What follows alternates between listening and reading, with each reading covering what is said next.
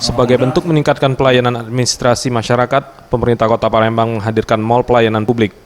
Dengan kehadiran Mall Pelayanan Publik diharapkan menjadi solusi dengan menghadirkan pelayanan yang cepat, ramah, dan terintegrasi.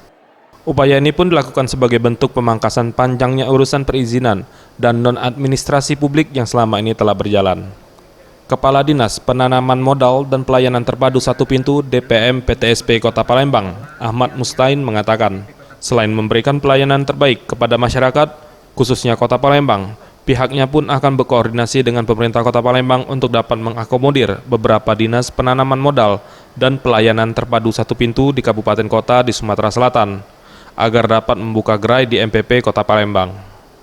Tujuan dibukanya gerai kabupaten kota yang ada di Sumsel, yakni agar investor yang ada di Kota Palembang dimudahkan untuk mendapatkan berbagai informasi, seperti potensi investasi wilayah maupun terkait pengurusan perizinan yang ada di daerah tersebut. Palembang bisa mengakomodir beberapa dinas penanaman modal dan pelayanan terpadu satu pintu di kabupaten kota dalam wilayah Sumatera Selatan untuk membuka gerai. Kami siap mengakomodir itu dengan potensi luas area memang masih sangat memungkinkan untuk tersebut.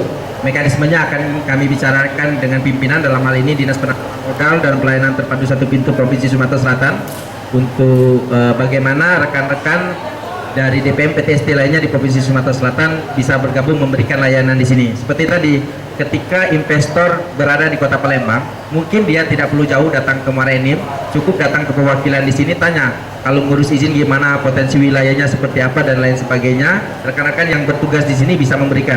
Ini bagian dari bagaimana mampu menggali potensi investasi yang ada di Provinsi Sumatera Selatan. Tim Liputan Sriwijaya TV.